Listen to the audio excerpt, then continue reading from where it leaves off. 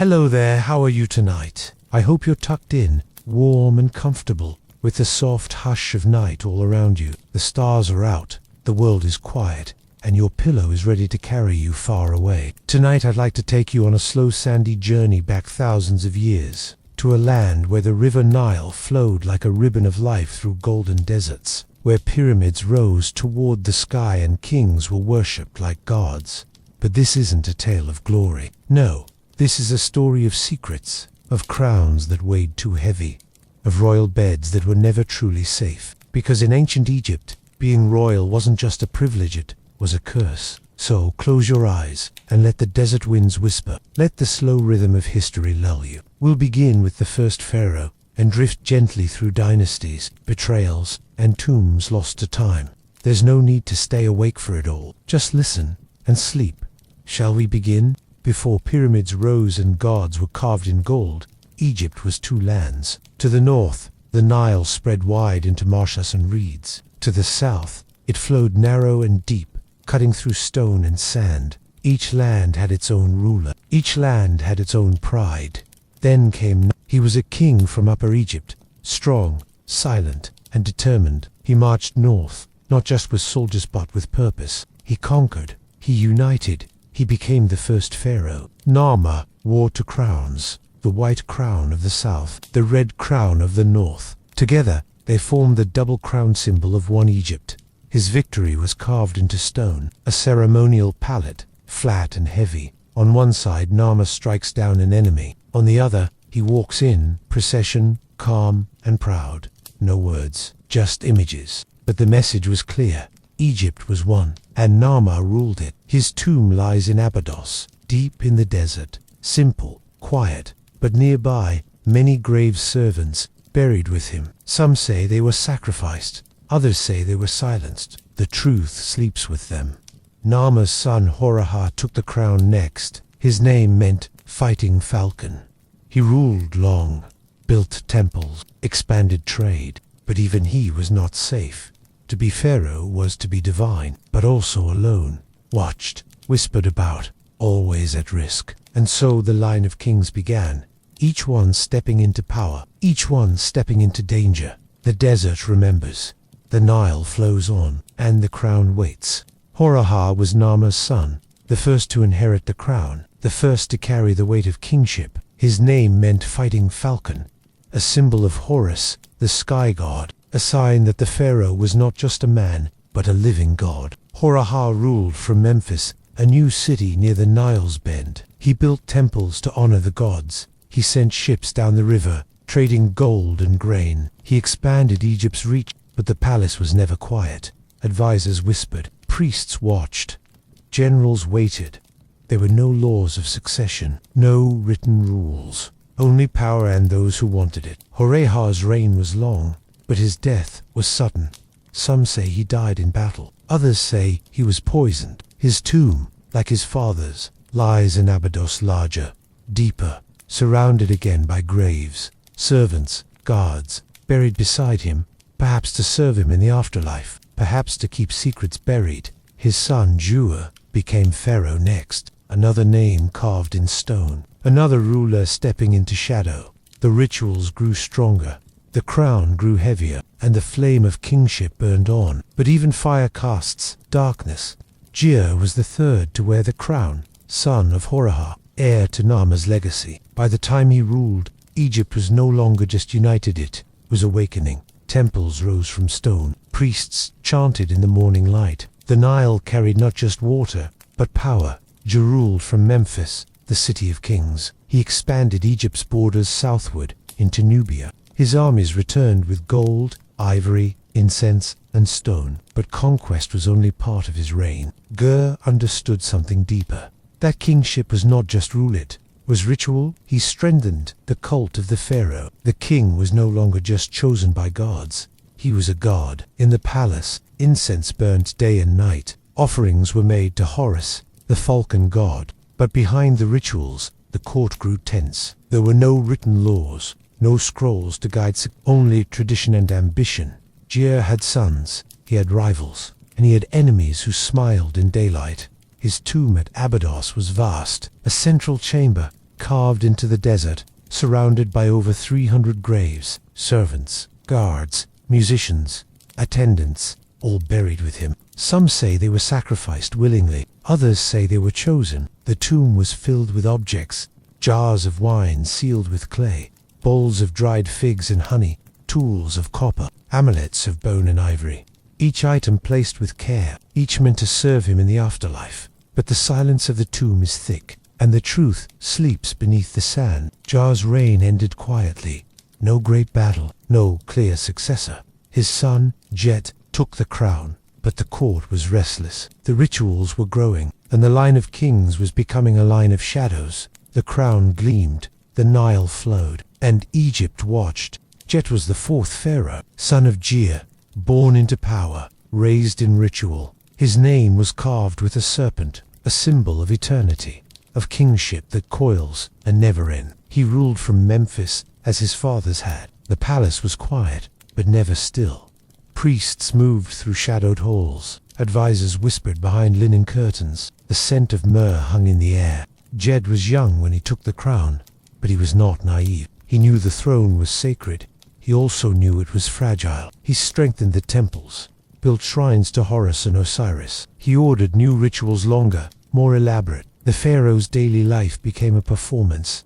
Every gesture had meaning. Every word was watched. But outside the palace, Egypt was changing. Villages grew along the Nile. Trade routes stretched into the Sinai. Copper flowed in. Stone flowed out. The people prospered, but they did not know their king. To them, Jet was distant, a figure carved in ivory, a name spoken in prayer. His tomb, like his father's, was built at Abydos. It was grand, lined with cedar and limestone, filled with offerings, perfume, pottery, tools, and food. But one thing made it different. On a stone stela near the tomb, Jet's name was carved beside a serpent. Its body curved like the Nile. Its head pointed westward, the land of the dead. Some say it was a warning. Others say it was a prophecy. Jet died young. No one knows how. Some say illness. Others say betrayal. His tomb was sealed. The stela remained, and the serpent watched. His successor was Den, a child when he took the crown. The court grew tense. Regents ruled in his name, but the rituals continued. The crown never slept, and Egypt moved forward. The serpent's mark faded with time, but the silence around Jet remained. Den was just a boy when the crown was placed on his head, too young to rule, too young to understand the weight of kingship. But the crown does not wait. The court appointed regents, older men, trusted advisors, or so they claimed. They ruled in Den's name. They spoke for him. They made decisions while he watched. The palace was quiet but tense. Every step Den took was observed. Every word he spoke was measured. He learned quickly. He watched the priests in their rituals. He listened to generals speak of borders. He studied the Nile, its floods, its gifts, its warnings. By the time he came of age, Den was ready. He dismissed the regents. He took the throne fully, and Egypt changed. Den was the first pharaoh to be called king of Upper and Lower Egypt in writing. His name was carved with clarity. His titles were bold. His rule was firm. He led military campaigns into the Sinai. He expanded trade with the Levant. He built new structures stronger, more refined. His tomb at Abydos was different. It had a staircase, the first of its kind, a descent into stone, a passage into eternity. The tomb was filled with wealth, gold, lapis, lazuli, obsidian, tools of copper and flint, cloth dyed in rare colors, and again, graves surrounded his own, servants, guards, buried with him. The ritual continued. But Den's reign was not just about death. It was about legacy. He set standards for kingship. He defined what it meant to rule. He balanced power and ritual. He became a model for those who followed. And when he died, Egypt mourned, not with tears, but with silence, with offerings, with stone. The child king had become a true pharaoh, and the Nile carried his name forward. After Den, the crown passed again. Two kings whose names are faint, two rulers remembered only in fragments, Anagib Semakit, Ka. Their reigns were shorter, their tombs smaller, their stories quieter, but the rituals continued. Each king wore the double crown. Each king was called son of Ra. Each king was buried with servants, offerings, and silence. The palace remained in Memphis. The tombs remained in The Nile flowed between them, steady and eternal. Anagib ruled briefly. His name means safe, is his heart, but his reign was not safe. There were signs of unrest. His tomb was damaged. Some say it was defaced after his death. Semekit followed. His name means companion of the gods, but his reign was marked by drought. The Nile did not flood as it should. Crops failed. Temples grew quiet. K came last, the final king of the first dynasty. His tomb was large, but plain. No grand stela, no serpent, just stone. And then, a pause. The first dynasty ended. No one knows why. Perhaps a shift in power. Perhaps a change in bloodline. But Egypt did not fall. It adapted. A new dynasty began. New kings rose. New rituals formed. But the crown remained. The Nile remained. And the silence of the tombs remained. The first dynasty was over, but its shadow stretched far. It taught Egypt how to rule, how to bury, how to remember, and how to forget. The first dynasty faded. Its kings buried, its names carved in stone and silence. Then came Hotep. His name meant peaceful other powers, a promise, or a hope. He was the first king of the second dynasty, but little is known. No great battles, no grand temples, just a name and a tomb. His burial site was not at Abydos, it was at Saqqara, a shift in tradition, a quiet move. Saqqara was near Memphis, closer to the living, further from the past. Hotep Sekimwe ruled for decades, but his story is thin, like a scroll worn by time. He was followed by Ranab, Lord of the Sun. Ranab was the first to link the pharaoh to Ra, the sun god. A new idea, a new light. He built shrines to the sun. He changed rituals. He shaped belief. But again, the details are few. The second dynasty is a shadowed chapter. Its kings are names. Its deeds are whispers. Nincha came next. He ruled long, perhaps 50 years. His reign was stable, but near its end, something shifted. Some say Egypt was divided again, split into two lands, two rulers. Others say it was a strategy to manage a growing kingdom, to ease tension. But the records are unclear. The truth is buried. After Nenja, confusion deepened. Kings came and went. When Eg Senaj Peribsen, some ruled Upper Egypt, some ruled Lower, some ruled both. Peribsen was different. He abandoned Horus. He chose Set as his divine protector. Set, the god of chaos, of storms, of desert. It was a bold move, a dangerous one. His name was carved with Set's symbol, a break from tradition, a challenge to belief. Why he did it, no one knows. Perhaps rebellion, perhaps conviction. But the priests of Horus were silent, and the court watched carefully. The second dynasty was ending, not with war, but with uncertainty. And Egypt waited. The second dynasty faded. Its kings left behind questions, divided rule, shifting gods, uncertain tombs. Then came a new name, Djoser. He was the first king of the third dynasty, and he would change Egypt forever. Djoser ruled from Memphis, but his eyes looked toward Saqqara, a plateau of stone, a place of burial. He chose a new kind of tomb, not a flat mass, not a hidden chamber, but something taller. He called upon Imhotep, a priest, a scribe, an architect. Imhotep was no ordinary builder. He understood stone, he understood ritual, he understood legacy. Together, they built the step pyramid. It rose layer by layer, 6 steps, each one reaching toward the sky. It was the first pyramid, the first monument of its kind.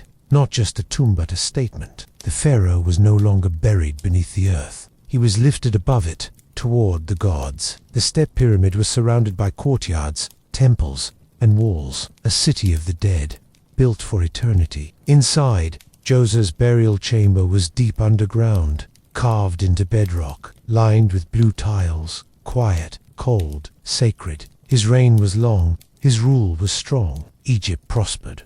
Trade expanded, temples grew, the cult of the pharaoh reached new heights, and Imhotep's name was remembered, not just as a builder, but as a genius, later even as a god. Djoser's pyramid still stands, worn by time, cracked by centuries, but proud. It marks a turning point, from simple tombs to grand monuments, from kings to legends. The third dynasty had begun, and Egypt was rising. After Djoser, the path was clear. Kings would no longer be buried in the earth. They would rise. Sekhemkhet came next. He was Djoser's successor, but his pyramid was never finished. It stands at Saqqara still, a broken step, a monument to ambition interrupted. Sekhemkhet ruled briefly. His name means powerful in body, but his legacy is faint. His tomb was sealed. When opened, it was empty. No body, no treasures, just silence. Some say he was buried elsewhere. Others say he was never buried at all. After him came Kaba, another king, another unfinished pyramid. The third dynasty was filled with plans, with stone, with dreams, but not all dreams endure. Then came Huni, the last king of the dynasty. His name means the smiter. He built a pyramid at Midim. It was different, smooth-sided, tall, but it collapsed. The outer casing fell away. The core remained, a tower of stone, surrounded by rubble. Some say it was poorly built. Others say it was altered later, but the message was clear. Egypt was learning. Stone was eternal, but it had to be shaped with care. Huni's reign ended quietly. His tomb is uncertain. His legacy passed on, to his successor, to his son, to a name that would change everything, Sneferu, but that is another chapter. The third dynasty closed with broken pyramids, with unfinished dreams, but also with knowledge. Egypt was preparing, the desert was listening, and the stone was waiting. The third dynasty ended in rubble, collapsed pyramids, unfinished tombs, forgotten kings. Then came he was the first pharaoh of the fourth dynasty, and he would not be forgotten. Sneferu ruled for decades, longer than most. He was patient, he was ambitious. He wanted a pyramid, not just a tomb, a monument, a legacy. His first attempt was at a step pyramid, reshaped into smooth sides, but it collapsed. The outer casing slid away. The core remained, a tower of stone, surrounded by silence. Sneferu did not stop. He moved to Dosha. He built again. The bent pyramid rose from the desert, its lower half steep, its upper half shallow, a change in angle, a correction, a compromise. Some say the builders miscalculated. Others say the ground shifted. But the pyramid stands, bent but proud. Still, Sneferu was not satisfied. He built a third pyramid, also at Dosh, the red pyramid. It was perfect. Smooth sides, stable structure, tall and wide. It was Egypt's first true pyramid, built entirely of stone, a shape that would last forever. Sneferu was buried there, or so they say. His tomb was deep inside, a chamber of silence. No body was found, only echoes, but his legacy was clear. He had mastered stone. He had taught Egypt how to build. His son would learn. His son would dream bigger. Sneferu's name was carved in gold. His pyramids stood against time, and the desert whispered his story. The fourth dynasty had begun, and the age of pyramids had arrived. Sneferu taught Egypt to build, but his son, Khufu, would teach it to dream. Khufu was the second king of the fourth dynasty. His name meant he protects me, but history remembers him for something else. The Great Pyramid. It rose at Giza, near the Nile, far from Saqqara, far from Dasha. A new place, a new vision. The pyramid was vast, over 2 million blocks of limestone, each one cut, shaped, lifted, each one placed with care. It stood over 140 meters tall, the tallest structure on Earth for thousands of years. No mortar, no steel, just stone. The base was level 2 within inches, the sides aligned with the cardinal points, the chambers hidden deep inside. There was no blueprint, no written plan, only knowledge passed down, only hands guided by tradition. Khufu ruled for over 2 decades. Little is known of his reign. Few records survive. Some say he was harsh, others say he was wise, but the pyramid speaks louder than words. It was not just a tomb, it was a symbol of power, of permanence, of divine kingship. Around it, smaller pyramids were built, for queens, for nobles. Boat pits were dug, to carry the king into the afterlife. The desert around Giza became sacred, a city of stone, a place of memory. Khufu's burial chamber lies deep inside, sealed with granite, silent. No treasures were found, no body, only emptiness. But the pyramid remains. It casts a shadow across centuries. It holds the weight of ambition. It whispers of a king who dared to build forever. Khufu's name was carved in red ink, hidden in a chamber above, a mark left by workers, a quiet signature. The Great Pyramid still stands, worn by wind, faded by time, but unbroken, and Egypt remembers.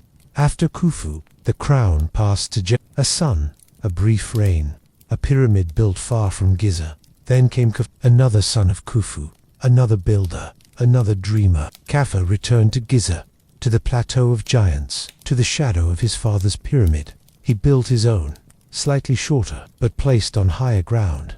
It looked taller, it looked equal, it looked proud. Khafre's pyramid was smooth. Its limestone casing still clings to the top, a glint of white in the sun, a memory of perfection. Beside it, he built temples, causeways, courts of stone, and something else, the Sphinx, carved from bedrock, a lion's body, a human face. It gazes east, toward the rising sun, toward eternity. Some say it bears Khafre's face, others say it is older, a guardian, a mystery. The Sphinx does not speak, it only watches. Khafre ruled for many years. His reign was stable, his court was strong, but the silence of Giza grew deeper. The pyramids stood, the Sphinx watched, and the desert listened. Khafre's tomb lies within his pyramid, sealed, still, no treasures found, no body confirmed, only stone, only shadow. His name was carved in statues, in temples, in memory, but the Sphinx became his legacy. It endures, it erodes, it waits, and Egypt sleeps beneath its gaze. After Khafre came Menkaure, son of Khafre, grandson of Khufu, the last of the great pyramid kings. He stood before the plateau. Two giants already cast their shadows. Khufu, Khafre, Menkaure, chose a different path. He built smaller, not out of weakness, but out of intention. His pyramid rose with grace, shorter, simpler, but no less sacred. Its core was granite, harder than limestone, harder to shape, harder to forget. Menkaure's pyramid was not a monument to size, it was a monument to detail. He built temples with care, walls with inscriptions, statues with soul. His image survives in stone. A pharaoh beside his queen, eyes forward, feet firm. Menkaure ruled with justice. The priests praised him, the people remembered him. Even Herodotus, centuries later, wrote of his kindness. But time was not kind to his pyramid. It was unfinished. His death came too soon. His successor tried to complete it. The casing stones were left rough. The temple was hastily finished. Yet the pyramid stands, not as tall, not as grand, but enduring. Menkaure's reign marked a shift. From massive monuments to measured legacy, the age of giant pyramids ended with him. The desert grew quiet, the stones grew still, and Egypt turned a page.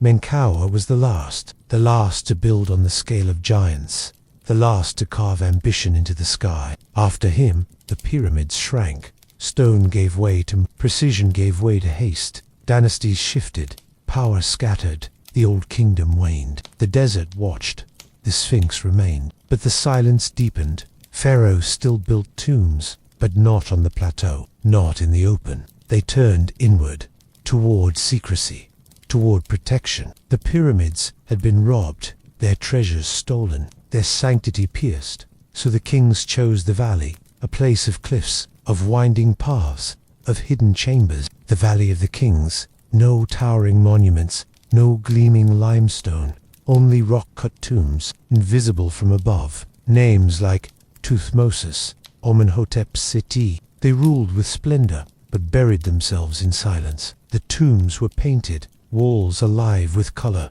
stories of gods, journeys of the soul. Anubis, Osiris, Ra, the Book of the Dead, unfolded in stone. The pyramids were no longer the path to eternity. Now it was the hidden passage, the secret chamber, the guarded descent. The desert adapted, the kings evolved, but the memory of the pyramids lingered. Khufu, Khafre, Menkaure still stood, weathered, worn, but undefeated. The valley whispered, the plateau echoed, and Egypt remembered both.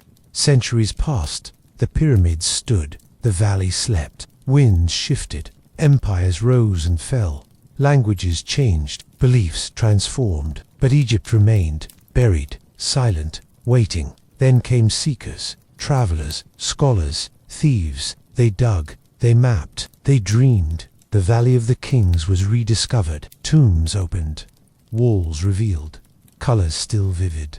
Hieroglyphs spoke again. The gods returned to light. Then came 1922. Howard Carter, name etched in history. He searched for years. He followed clues. He believed. And then, a step, a sealed doorway, a name, Tutankhamun, the boy king, the forgotten pharaoh, the golden tomb. Inside, chariots, statues, jewelry, a mask, gold, blue, eyes that stared through time. The world gasped. Egypt spoke. Tutankhamun became a symbol of mystery, of beauty, of resurrection. The tomb was intact. The curse was whispered. The fascination ignited. Museums filled. Books were written. Egyptology was born anew. But deeper than gold, deeper than fame, was the truth. Egypt had never died. It had only waited. The pyramids still stood. The valleys still whispered, and the tombs still held their breath. The past was not gone. It was beneath our feet. And now it had awakened. The tombs were opened. The treasures displayed. The stories retold. But Egypt was not just a museum. It was a heartbeat, still pulsing beneath the sand. The pyramids remained. Tourists gathered below. Cameras flash. Languages swirl. Yet they did not change. They stood as they always had, against wind, against time, against forgetting. Children learn their shapes. Scholars debate their secrets. Artists sketch their lines. They are symbols now, of mystery, of mastery, of memory. The Sphinx still gazes east. Its nose gone, its riddle unsolved, but its presence is whole. Egypt lives in museums, in textbooks, in films, in dreams, but most of all, it lives in stone. Stone that was carved by hands long gone. Stone that defied erosion. Stone that speaks without words. The pyramids are not just tombs. They are questions. They are answers. They are mirrors. They ask, what will you leave behind? What will endure? What will speak when you are silent? And so, the desert remains. The pyramids remain. And Egypt whispers still. Forever. The pyramids have stood for over 4,000 years. They have seen empires rise, languages born, wars fought, peace dreamed, and still they stand. But now they are more than monuments. They are bridges between past and present, between mystery and meaning, between stone and soul. Scientists scan their walls. Lasers map their chambers. Robots crawl through hidden shafts. Still, they keep secrets. Were there more rooms? More riddles, more truths? The Sphinx watches, silent, unmoved. But the world moves around it. Egyptians walk past the pyramids daily. Some glance, some pause, some pray. They are not just tourists. They are descendants. They are guardians. The pyramids belong to them. And to all of us. Artists paint them. Writers evoke them. Architects borrow their lines. They appear in dreams, in logos, in tattoos. They are symbols of endurance, of ambition, of awe. And what of tomorrow? Will new pyramids rise, not of stone, but of thought, of unity, of wonder? Will we build with the same purpose, the same reverence, the same reach for eternity? Perhaps, but even if we do not, the pyramids will remain. They are not just Egypt's, they are humanity's. A reminder that we can shape mountains, that we can speak across millennia, that we can leave behind more than dust. So the desert waits, the stars shift, and the pyramids echo on, into tomorrow, into forever. Night falls on Giza. The tourists are gone. The cameras quiet. The wind returns. The pyramids do not sleep. They do not age. They do not forget. They simply are. Stone upon stone, thought upon thought, century upon century. They have no voice, yet they speak. To the curious, to the reverent, to the lost, they whisper of kings, of gods, of dreams carved into rock. They remind us that greatness is not loud. It is lasting. That ambition is not fleeting. It is etched. That memory is not fragile. It is buried deep. The stars above them shift. The constellations change. But the pyramids remain aligned. To Orion, to eternity. They are not just tombs, they are time itself. And we are the listeners. We walk among them, we wonder, we imagine, and in doing so, we become part of their story, not as builders, not as kings, but as keepers of silence, of awe, of legacy. So let the sand drift, let the stars burn, let the centuries pass. The pyramids will remain, and somewhere, in the quiet of night, they will still speak to anyone who dares to listen. The pyramids of Giza are not alone. They are the most famous, the most photographed, the most studied, but they are not the only ones. Across Egypt, others rise. At Saqqara, at Medem, bent pyramids, step pyramids, ruined pyramids. Each tells a story of trial, of error, of evil. But beyond Egypt, the pyramid shape travels. In Mesoamerica, the Maya and Aztecs built their own.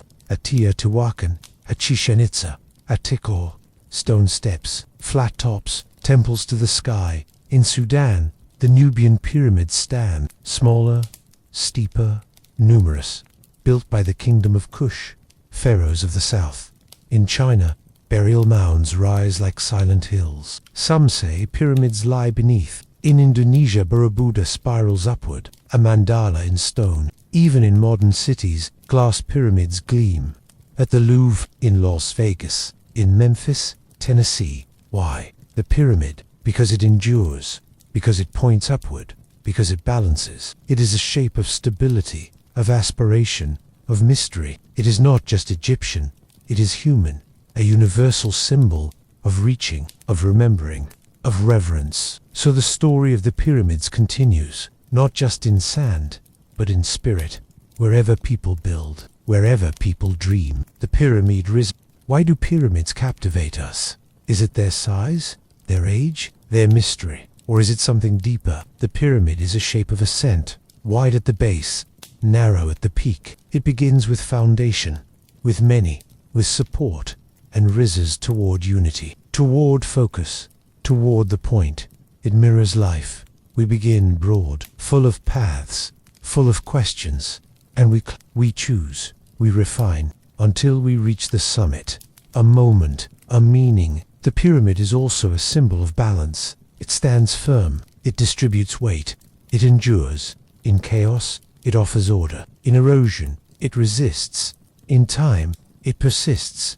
It is a monument to intention, every stone placed with purpose, every chamber aligned with stars. It teaches us to build with care, to aim with clarity, to leave something behind, not just in stone, but in action, in kindness, in legacy. The pyramid is not just in Egypt, it is in us, in how we grow, in how we strive, in how we remember. So when we gaze at Giza, we are not just looking at history, we are looking at ourselves, at what we value, at what we hope for, and perhaps at what we might become. From the towering ambition of Khufu to the silent gaze of the Sphinx, from hidden tombs in the Valley of the Kings to golden masks unearthed in modern times. This is the story of the pyramids, told in quiet chapters like footsteps across ancient stone. This narrative traces the rise, fall, and eternal echo of Egypt's greatest monuments. It is not just a tale of architecture. It is a meditation on memory, mystery, and meaning.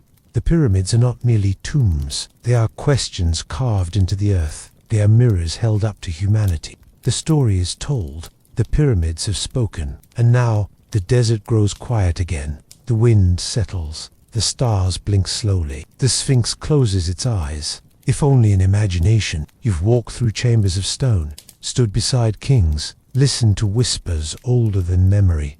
Now, let it rest. Let the sand cover the footsteps. Let the moonlight smooth the edges. Let the silence return. The pyramids will still be there tomorrow, and the day after, and long after we are gone. So sleep, with dreams shaped like limestone, with thoughts aligned to Orion. You've touched eternity tonight. Now drift gently into it. Good night, Egypt. Good night, stone. Good night, soul.